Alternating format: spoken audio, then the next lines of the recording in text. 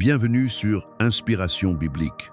Si tu as suivi les 2 premières étapes de notre exploration du psaume 35, tu as déjà assigné Dieu comme ton avocat et tu as décrété le renversement et la confusion sur les plans de l'ennemi.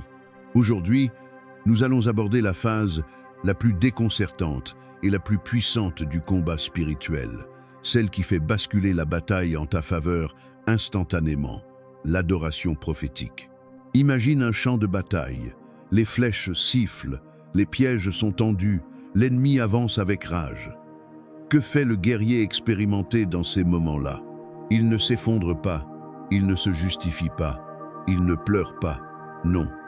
Il entonne un chant de victoire certaine, un cri de louange. C'est le paradoxe divin. Lorsque tout autour de toi semble s'écrouler, lorsque ton âme est accablée par l'injustice, la réponse la plus radicale n'est pas la complainte, mais l'élévation. C'est exactement ce que nous révèle David dans cette partie du psaume 35, versets 9 à 10 et 18, 28. L'adoration n'est pas ce que tu fais après la victoire, mais ce qui la déclenche. La louange est l'arme atomique du croyant, car elle change ton atmosphère intérieure et trouble l'ennemi. Tu le sais, tu le sens. L'ennemi t'attaque pour voler ta joie, pour éteindre ta lumière. En te concentrant sur la douleur, tu lui donnes une victoire facile. Mais lorsque tu prends la décision délibérée de louer Dieu au milieu de l'épreuve, tu lances un défi cosmique à la défaite.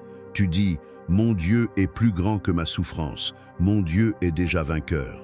Aujourd'hui, nous allons apprendre à transformer ta plainte en déclaration prophétique, ton combat en louange et ton murmure en chant de triomphe. Si tu es prête à lever un nouveau chant dans ton cœur et à faire trembler le monde spirituel par ta gratitude, même si la victoire n'est pas encore visible, 1. Like cette vidéo maintenant, comme un acte de foi que ta situation actuelle n'est que le tremplin de ta louange future. 2. Abonne-toi à Inspiration biblique et active la cloche, car cette chaîne est dédiée à t'équiper pour le triomphe. 3. Écris en commentaire, avec intention, « Je loue Dieu au milieu du combat ».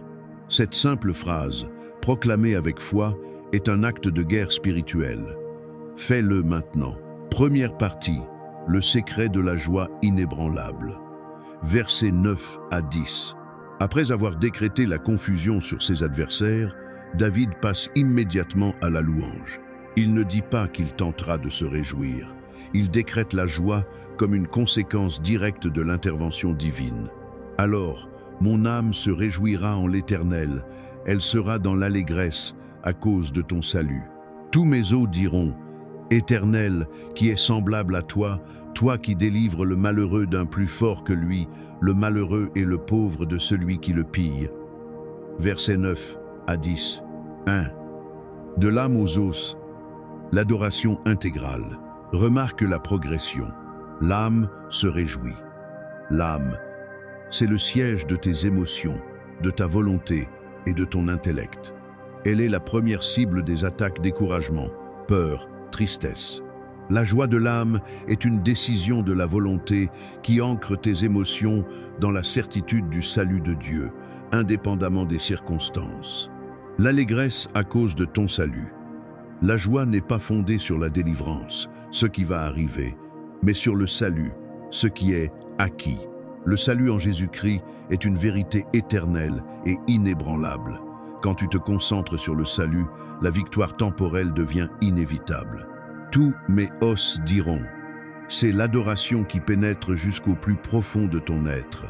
Les os sont le symbole de la force, de la structure et de la persistance. L'ennemi peut attaquer ta chair, ton portefeuille, ton emploi, mais il ne peut pas attaquer la structure divine qui te soutient. Lorsque tes os louent, c'est ta structure même qui résiste et qui témoigne. 2. L'interrogation rhétorique « Qui est semblable à toi ?» David pose une question qui est une déclaration de foi. « Éternel, qui est semblable à toi ?» C'est un rappel de la souveraineté absolue de Dieu. Qui d'autre peut délivrer le faible, le malheureux, du fort, sauver le démuni, le pauvre, de celui qui le dépouille, pille? Tu te positionnes en tant que faible devant les circonstances, et c'est une humilité nécessaire, mais tu te places sous la protection du fort, Dieu. Ton incapacité devient le tremplin de sa capacité. La louange est l'acte de reconnaître que lui seul est capable d'opérer ce miracle de renversement. Deuxième partie, l'adoration comme stratégie de guerre spirituelle. Pourquoi la louange est-elle si essentielle en plein combat? Elle est l'arme qui opère une transition du défensif à l'offensif. 1. Le changement d'atmosphère. Lorsque Paul et Silas étaient en prison, les pieds dans les ceps, les dos ensanglantés après avoir été battus, que firent-ils à minuit? Ils chantèrent des louanges à Dieu. Acte 16, 25 à 26. Résultat, un tremblement de terre, les portes s'ouvrent, les chaînes se brisent. Ce n'était pas la prière de lamentation qui a provoqué le miracle. C'était la louange au milieu du combat. La louange est le signal donné au ciel que, malgré la présence de la bataille, le cœur du croyant est en paix, confiant dans la promesse. La louange est la preuve que tu as déjà gagné. 2. Dérouter l'ennemi. L'ennemi s'attend à ce que tu sois déprimé, découragé, effrayé. Ta louange est un bruit discordant dans son plan. Elle est une source de confusion, car elle témoigne que son attaque n'a pas atteint son objectif premier, voler ta foi. Chaque note chantée, chaque mot d'adoration, même chuchoté, est une vibration qui repousse les esprits impurs. Tu es en train de saturer ton environnement de la présence de Dieu, et les ténèbres ne peuvent subsister là où la gloire de Dieu est manifestée. 3. L'adoration prophétique. L'adoration n'est pas seulement un remerciement pour le passé, c'est une déclaration prophétique du futur. Quand tu loues Dieu pour ta guérison, tu la reçois. Quand tu le loues pour ta promotion, elle t'est accordée. Quand tu le loues pour la restauration de ta famille, elle s'opère. Tu ne loues pas ce que tu vois. Tu loues ce que Dieu a dit que tu verrais. Tu appelles à l'existence ce qui n'est pas encore comme s'il était déjà. C'est l'essence même de la foi qui s'exprime par le chant. Si tu as trouvé la force de louer Dieu dans une situation difficile, partage-le en commentaire. Ton témoignage encourage le reste de la communauté Inspiration Biblique à utiliser cette puissante arme. Troisième partie, la promesse du témoignage public. Versets 18 et 28, la culmination du psaume 35 est l'acte de rendre témoignage. Le silence et la discrétion qui ont marqué le début du combat sont remplacés par une déclaration publique de la victoire. Je te louerai dans la grande assemblée, je te célébrerai au milieu d'un peuple nombreux. Verset 18. Et ma langue parlera de ta justice, elle dira tous les jours ta louange. Verset 28. 1. La grande assemblée. Pourquoi David insiste-t-il sur la grande assemblée et le peuple nombreux? Parce que le but de Dieu dans ta vie n'est pas seulement de te délivrer, mais d'utiliser ta délivrance pour inspirer la foi des autres. L'ennemi t'a attaqué pour te faire douter. Dieu te délivre pour que tu deviennes une preuve vivante de sa fidélité. Ton témoignage est la preuve irréfutable que Dieu répond aux prières. Dieu est le défenseur des opprimés. Le mal ne triomphe jamais sur la durée. Ne garde pas ta victoire pour toi. Prépare-toi à te lever et à raconter comment Dieu a confondu tes adversaires. 2. La justice proclamée. Et ma langue parlera de ta justice. Le témoignage doit se concentrer sur la justice de Dieu, pas sur la méchanceté des hommes. Quand tu racontes ton histoire, tu ne dois pas chercher à exposer les défauts de l'ennemi. Dieu s'en est déjà chargé. Tu dois glorifier la perfection et la fidélité du juge suprême qui a plaidé ta cause et qui t'a justifié. Ce témoignage continuera à faire fuir les démons, car il établit le règne de la vérité dans ton environnement. Quatrième partie, les 5 actes concrets de l'adoration de guerre. Comment puis-tu intégrer la louange comme une arme quotidienne? 1. Le psaume chanté. Ne te contente pas de lire le psaume 35. Mets-le en musique, même si tu ne sais pas chanter. Chante les versets 9 et 10. Chanter active des zones du cerveau et de l'esprit que la simple lecture ne peut atteindre. Cela libère l'endorphine spirituelle qui est le contraire du découragement. 2. La liste de gratitude.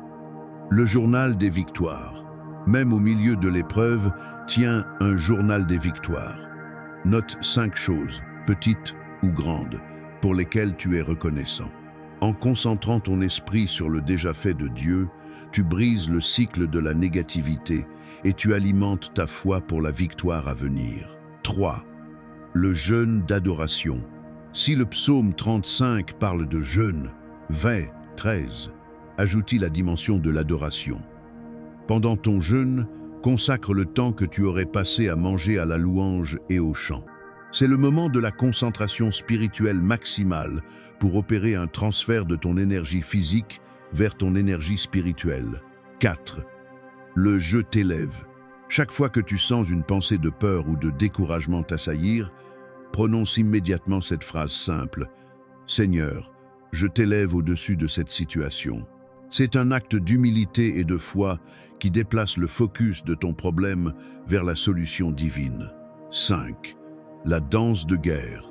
La danse est une expression corporelle de la joie et de la victoire. David dansait devant l'Éternel.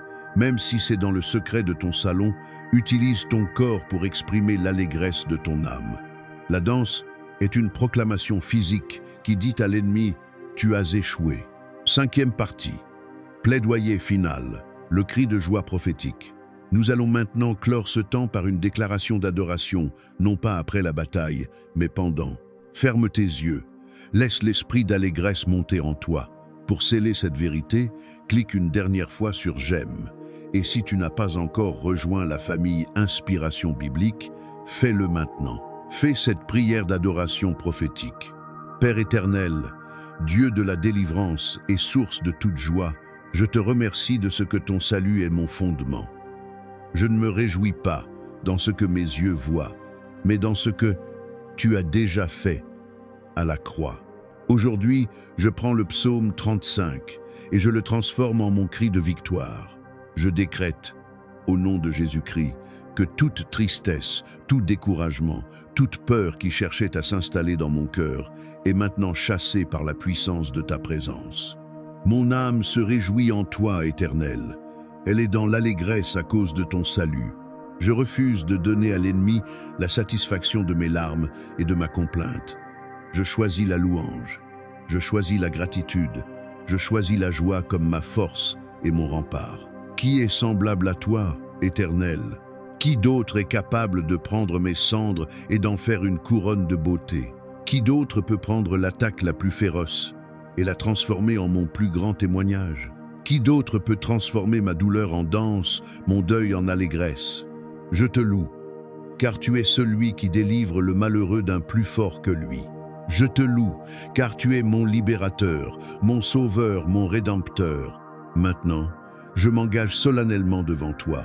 Je te louerai dans la grande assemblée. Je te célébrerai au milieu d'un peuple nombreux. Ma langue parlera de ta justice. Elle dira tous les jours ta louange.